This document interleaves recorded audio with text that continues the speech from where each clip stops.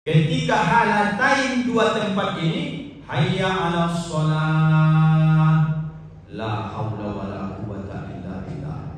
Hayya 'alal falah, la haula wala quwwata illa billah. Bapak Ibu, kalau kita ambil maknanya, sedangkan untuk melakukan ketaatan saja kepada Allah, kita mengatakan tidak ada daya, upaya, kekuatan kecuali ini pertolongan dari Allah.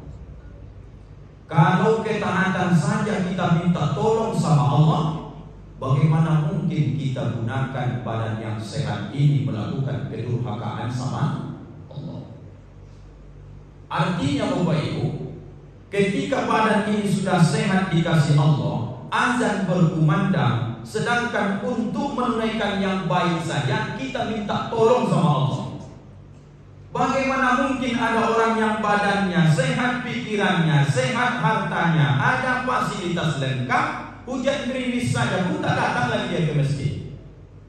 Karena belum meninggalnya kita Bapak Ibu, dan tahu kita penyesalan besok.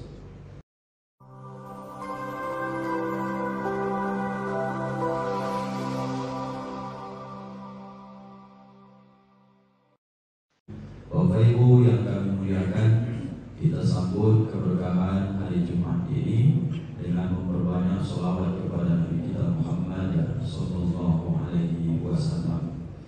Sallallahu ala Muhammad,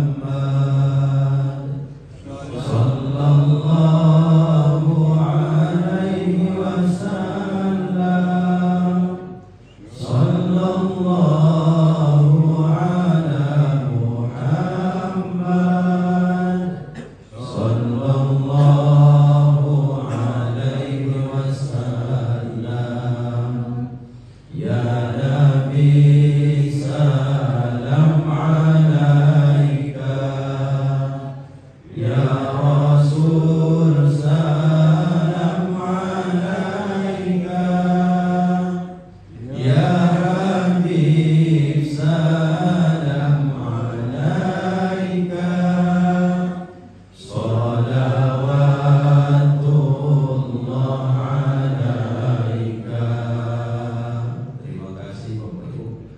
Bismillahirrahmanirrahim. Assalamualaikum warahmatullahi wabarakatuh.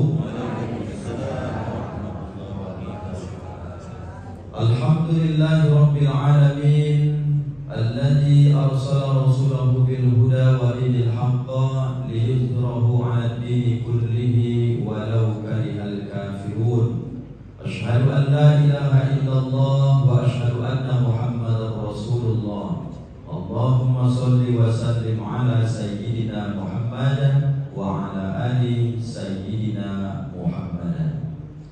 Subhanaka la ilma lana illa ma 'allamtana innaka antal alimul hakim. Wa qala rabbi shrah li sadri wa yassir li amri wahlul 'uqdatam min lisani yafqahu qawli. Shadaqallahul azim. Allahumma faqihna fid-din wa 'allimna ta'wil wahdina ila siratikal mustaqim. Amin walhamdulillahi rabbil alamin. Yang sangat kita hormati dan kita muliakan, semoga dimuliakan Allah Subhanahu wa taala, para alim, para ulama, guru-guru kita. Kita doakan senantiasa sehat walafiat, senantiasa istiqomah membimbing kita ke jalannya Allah Subhanahu wa taala. Amin ya rabbal alamin. Orang-orang tua kami, bapak-bapak, ibu-ibu, tokoh masyarakat, pemerintah setempat yang berhadir, bapak-bapak, ibu-ibu, seluruh jamaah, tak bisa kami sebutkan satu persatu. Doa senantiasa kami panjatkan kepada Allah, semoga kebersamaan kita di dunia ini, hendaknya Allah berkenan kumpulkan kita besok semua di dalam surga bersama Nabi kita Muhammad sallallahu alaihi wasallam. Amin ya rabbal alamin. Bapak Ibu yang dimuliakan Allah, kaji kita pada subuh ini ada sebanyak 3 hal yang diambil dari kitab Sahih Bukhari. Hadis ini diriwayatkan oleh Imam Bukhari dan Muslim yang kita sebut juga dengan muttafaqun alaih. Mudah-mudahan nanti menambah keimanan kita semua Bapak Ibu.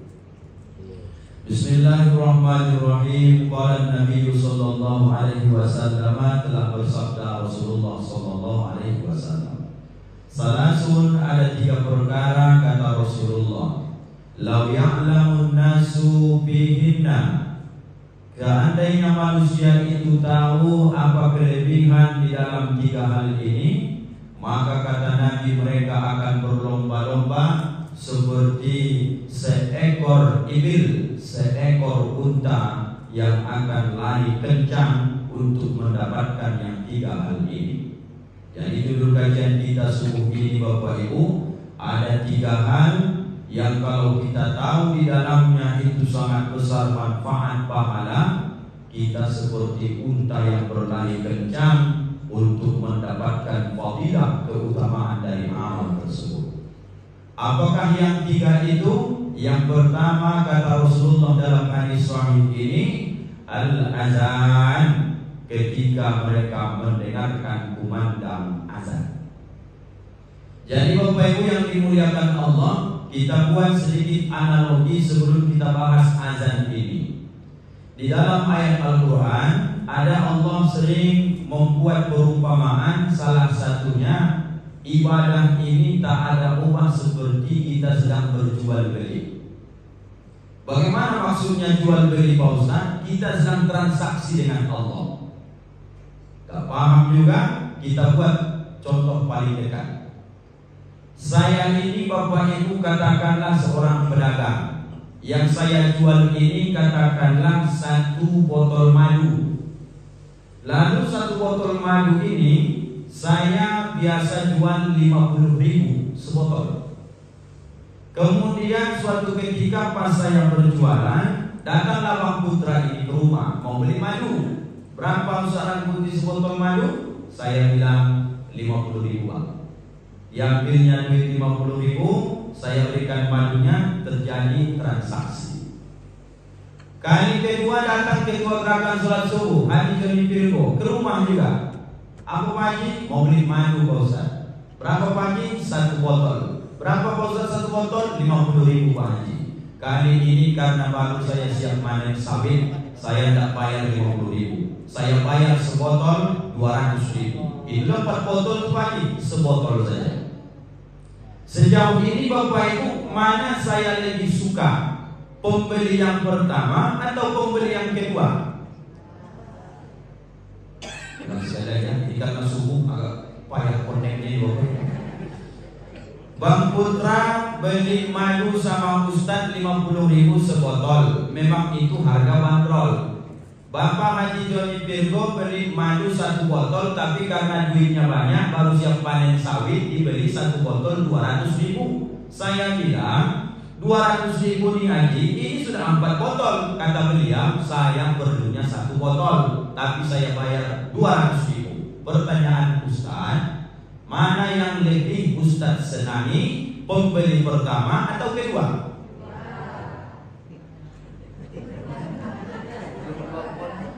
Kedua. Kalau sampai Pak Haji model Pak Haji Joni Virgo ini pelanggan kita setiap hari 10 orang, cepat kita kaya raya. Artinya apa nih? Menawar ke atas. Ditawarnya ke atas. Harga madu 50.000, tapi dia minta sebotol tak 50.000, ditawarnya ke atas. Senanglah hati. Ada pembeli besoknya lagi, berapa Ustaz putih sebotol madu? 50.000, bisa 35 Ustaz. Enakkah hati saya Bapak Ibu? Sudahlah datangnya lambat, menawar pula, agak-agak kurang enak lah. Tapi karena kita Ustaz, tidak apa-apa. Karena untung dari Haji Joni Virgo tadi, 35 jadi lah. Tidak begitu Bapak Ibu. Maksudnya apa ini Ustaz? Allahu Akbar, Allahu Akbar, kata Ustaz Sahrul dari Al-Hidayah. Kita sedang bertransaksi dengan Allah. Apa produknya? Panggilan azan akan menunaikan sholat berjamaah. Ada sebagian orang azan dulu, baru dia datang. Berarti sama dengan pembeli yang kedua. Dia tidak pernah menawar-nawar, dia tidak pernah membuat alasan.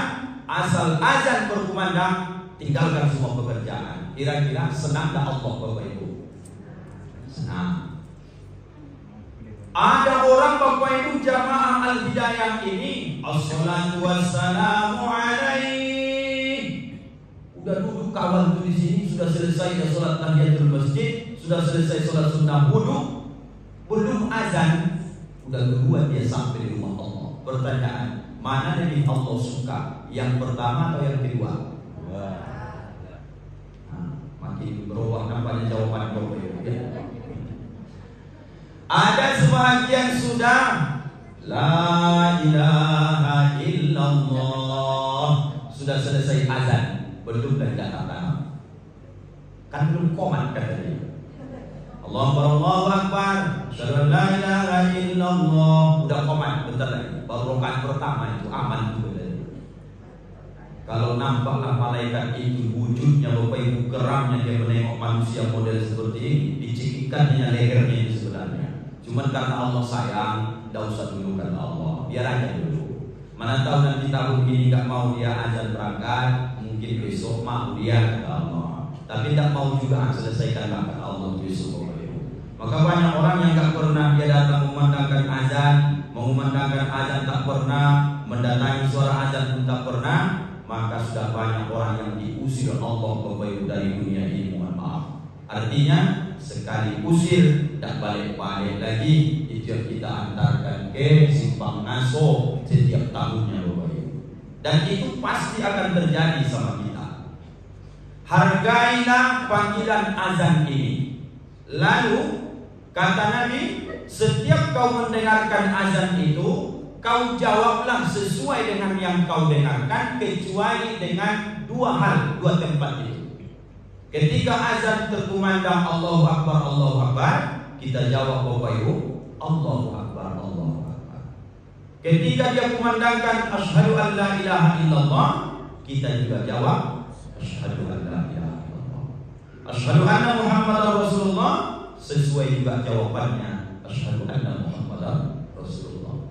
Ketika halatain dua tempat ini, hayya 'alas shalah, la haula wala quwwata illa billah. Hayya 'alal falah, la haula wala quwwata illa billah. Bapak Ibu, kalau kita ambil maknanya, sedangkan untuk melakukan ketaatan saja kepada Allah, kita mengatakan tidak ada daya, upaya, kekuatan kecuali ini pertolongan dari Allah. Kalau ketaatan saja kita minta tolong sama Allah, bagaimana mungkin kita gunakan badan yang sehat ini melakukan kedurhakaan sama Allah? Artinya Bapak Ibu, ketika badan ini sudah sehat dikasih Allah, azan berkumandang, sedangkan untuk menunaikan yang baik saja kita minta tolong sama Allah. Bagaimana mungkin ada orang yang badannya sehat, pikirannya sehat, hartanya ada, fasilitas lengkap, hujan gerimis saja pun tak datang lagi dia ke masjid? Karena belum meninggalnya kita Bapak Ibu, dan tahu kita penyesalan besok.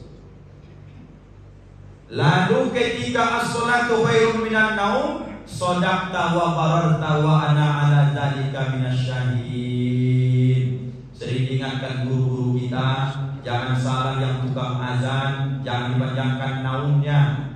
As-salatu khairum minan naum.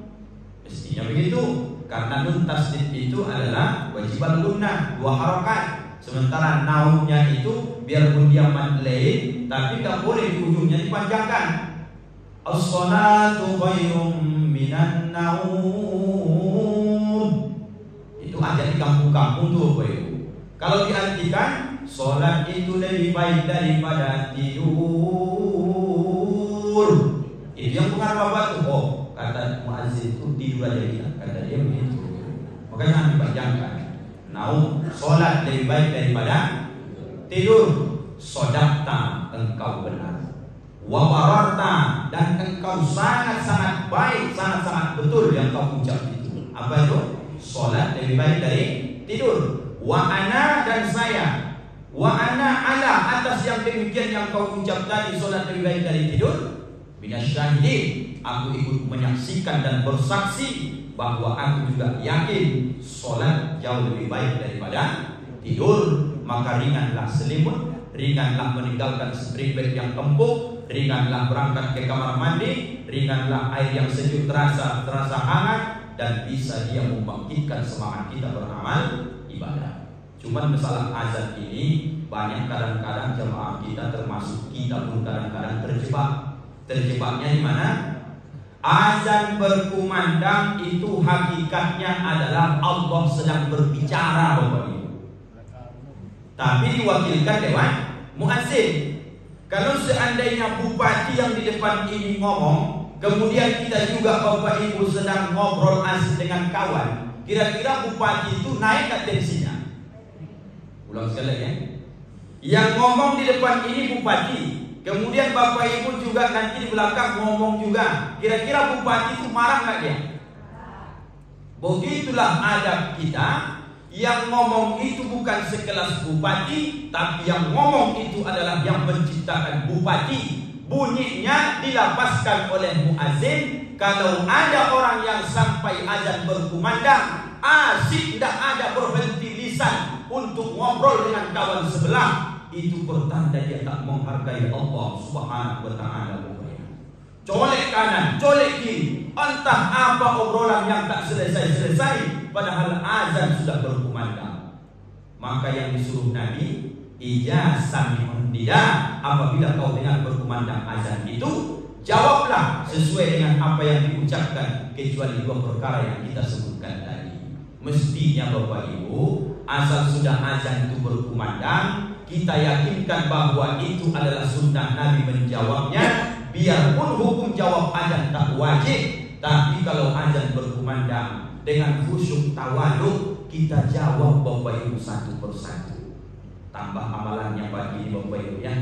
Kalau Bapak sudah mendengar kalimat asyhadu an la ilaha illallah, wasiat para ulama kita, buatnya Bapak Ibu jawabnya wa ana asyhadu an la ilaha illallah wa asyhadu anna Muhammadar Rasulullah, tambah sedikit lagi, raditu billahi rabban wa bi Muhammadin nabiyyan wa rasulan wa bil islami dina. Beda dengan yang biasa. Kalau normalnya raditu billahi rabban wa bil islami dina wa bi Muhammadin nabiyyan wa rasulan. Khusus menjawab azan dirubah yang kedua kepada yang ketiga, yang kedua yang ketiga. Raditu billahi rabban wa bi Muhammadin nabiyyan wa rasulan wa bil islami dina. Kira-kira Bapak Ibu jadi amalkan apa belum ini? Insyaallah ya. Di balik dia, coba Ibu ikut dalam hatinya. Raditu billahi rabban wa bi Muhammadin nabiyyan wa rasulan wa bil islami dina. Begitu dia menjawab azan itu, di mana letaknya? Sebelum berkumandang kalimat hayya 'alas shalah. Maka kalau itu dia amalkan, maka ampunkanlah dosa-dosanya Bapak Ibu. Kita yang sudah tua-tua ini, hal-hal seperti itu yang mau kita cari Bapak Ibu. Semua orang jawab azannya, tapi kita menjawab azan dengan cara yang spesial yang disampaikan oleh para guru-guru kita. Lanjut sampai Allahu Akbar, Allahu Akbar, la ilaha illallah. Sering kita Bapak Ibu mendengar asal selesai azan, orang sebelah kita pun angkat tangan. Apa dia kata? La ilaha illallah Muhammadur Rasulullah. Sebenarnya Bapak Ibu, yang betul itu tidaklah disambung kalimat itu dengan Muhammadur Rasulullah. Tapi Bapak Ibu, kata para ulama kita, ketika habis la ilaha illallah, apa yang dibaca? Allahumma salli ala sayyidina Muhammad wa ala ali sayyidina Muhammad. Dan Bapak Ibu tambahkan, disinilah saatnya menunjukkan anak yang berbakti pernah tidak Bapak Ibu mendoakan kedua orang tua kita selepas azan kumandang dan setelah membaca sholawat? Hadisnya, la turaddu doa bainal azani wal iqamah. Tidak akan ditolak doa seorang hamba yang ketika dia berdoa di antara azan dan iqamah. Bagaimana caranya Pak Ustaz? Mudah Bapak Ibu. Ketika selesai azan, la ilaha illallah, kata Ustaz Sahrul, angkat tangan sunnahnya, asyhadu an la ilaha illallah tadi sudah disampaikan wa ana asyhadu, jawabnya di ujung ini langsung sholawat saja. Allahumma sholli ala sayyidina Muhammad wa ala ali sayyidina Muhammad. Disambung Bapak Ibu dengan Allahumma ighfirli wa liwalidayya, Allahumma ighfirli wa liwalidayya, Allahumma ighfirli wa liwalidayya warhamhuma kama rabbayani shaghira. Karena untuk diri kita sendiri. Baru sambung dengan lafaz doa yang biasa, Allahumma rabb hadhihi da'wati tammah wa salatil qa'imah ati sayyidina Muhammadin wasilata wal fadilah, sampai akhir dari doa habis azan itu. Siapa Bapak Ibu yang melakukan ini? Yang pertama tadi mengampunkan dosa, yang kedua Bapak Ibu sebagai bukti bakti kita kepada kedua orang tua. Bapak Ibu yang belum pernah mengamalkannya, amalkanlah kalau panjang umur sampai zuhur atau hari Jumat nanti. Didoakan orang tua kita Bapak Ibu.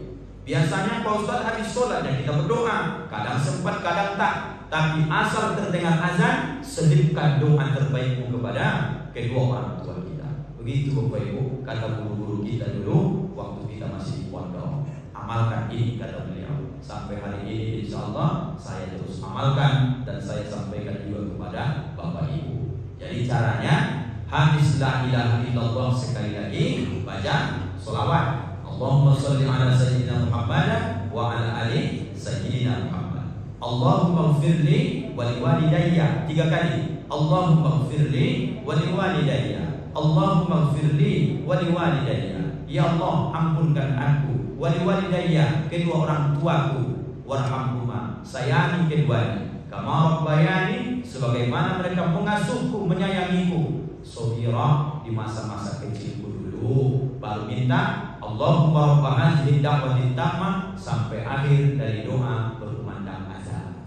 Kira-kira Bapak Ibu paham? Alhamdulillah.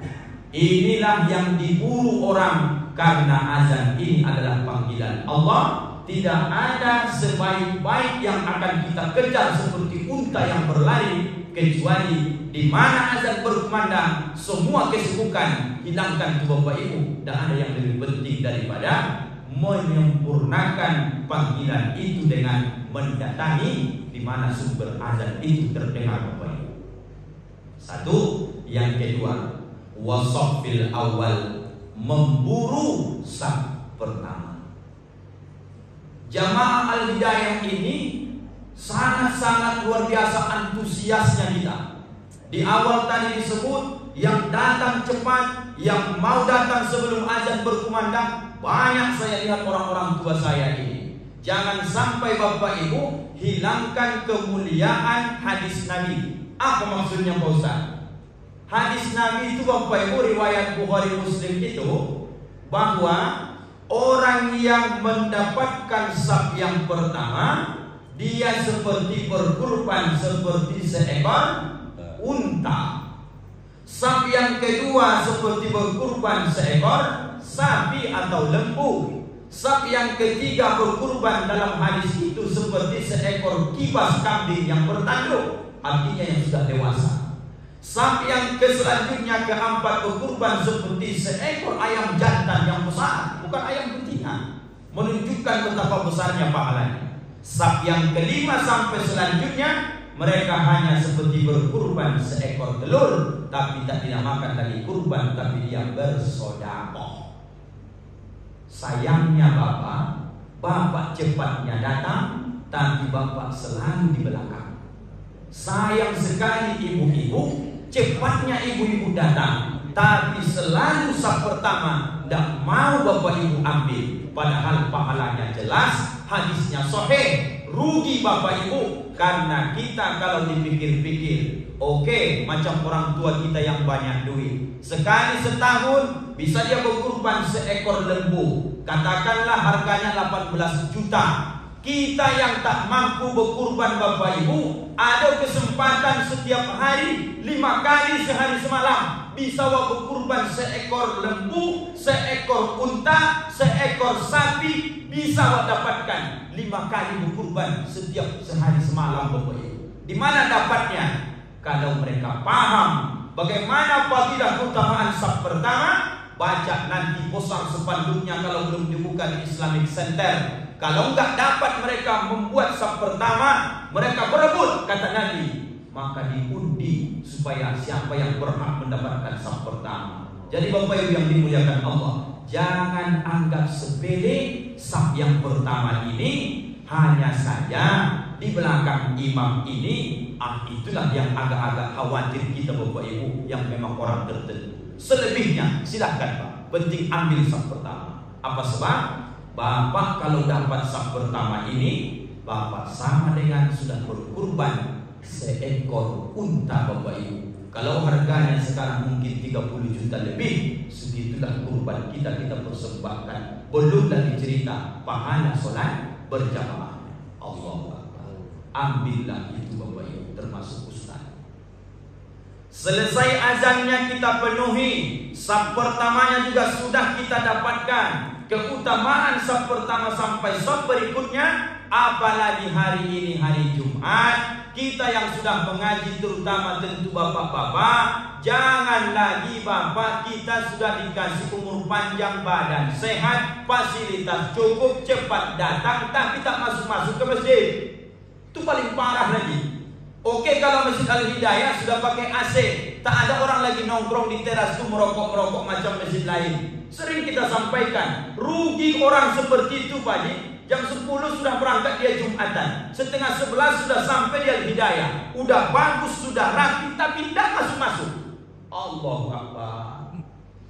Ini hari Jumat nih Pak. Mana tahu panjang umur kita hari ini.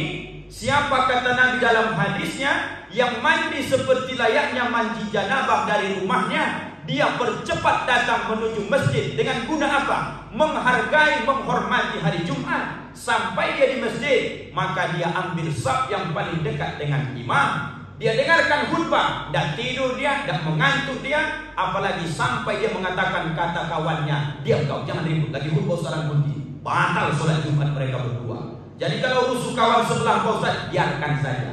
Nanti selesai solat Jumat baru ingatkan dia. Kau solat saja solat zuhur balik, tidak ada guna solat Jumat kemarin. Tadi seorang kunci khutbah kau cerita.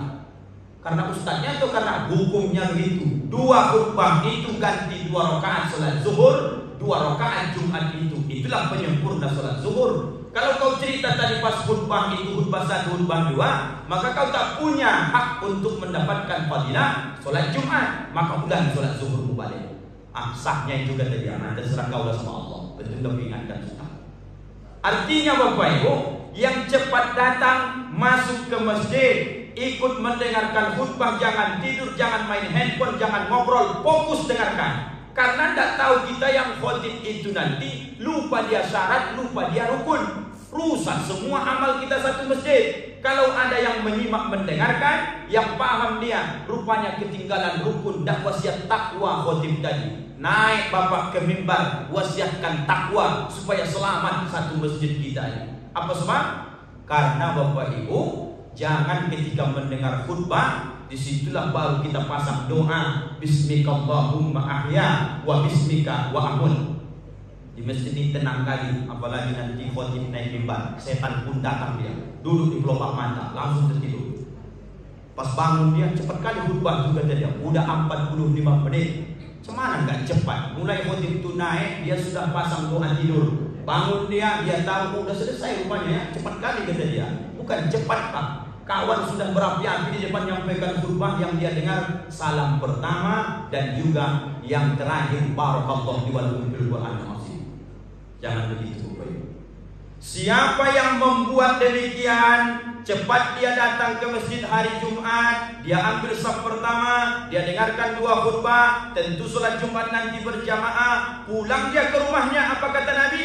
Selangkah kakimu menuju rumah Allah tadi, dibayar dalam hadis Nabi sebanding dengan pahala 1 tahun pahala puasa sunnah dan 1 tahun pahala sholat sunnah. Sampai kapan Bapak Ibu ini bisa kita dapat? Tidak dapatnya Bapak Ibu ini hari Senin, hari Selasa, hari Rabu, Kamis, Sabtu, Ahad. Tidak dapat fadilah di Bapak Ibu. Mana tahu panjang umur bapak-bapak hari ini termasuk ustaz. Kita rebut Pak hari ini sampai akhir hayat kita. Jangan awak terlambat datang sholat Jumat lagi.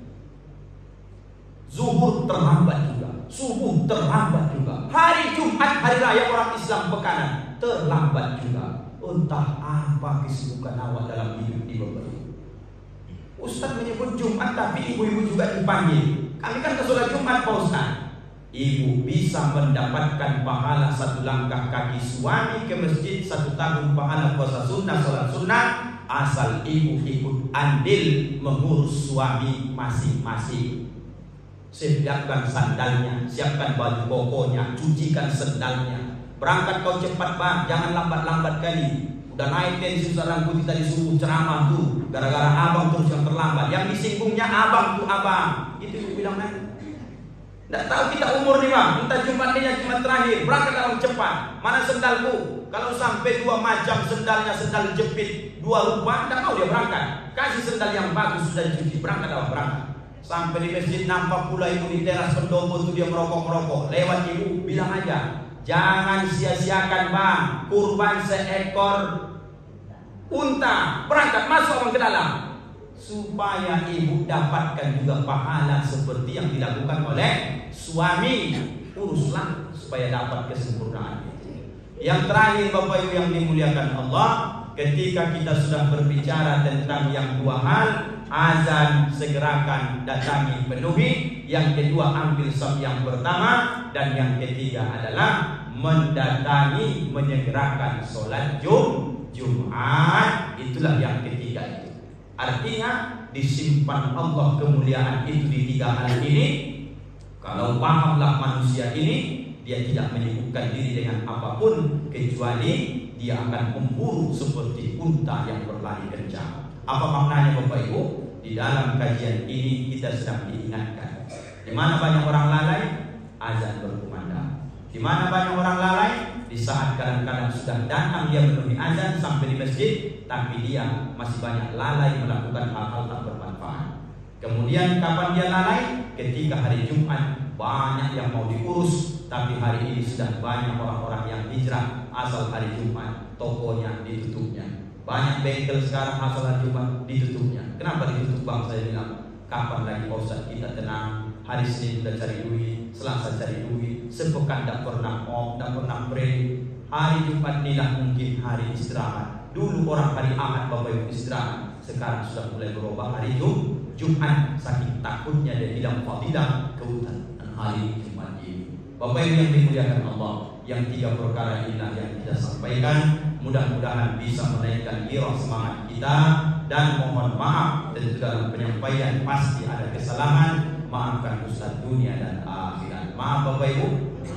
Alhamdulillahirabbil alamin. Terima kasih. Kita tutup dengan doa kafaratul majelis. Subhanakallahumma wa bihamdika asyhadu an la ilaha illa anta astaghfiruka wa atubu ilaik. Assalamualaikum warahmatullahi wabarakatuh.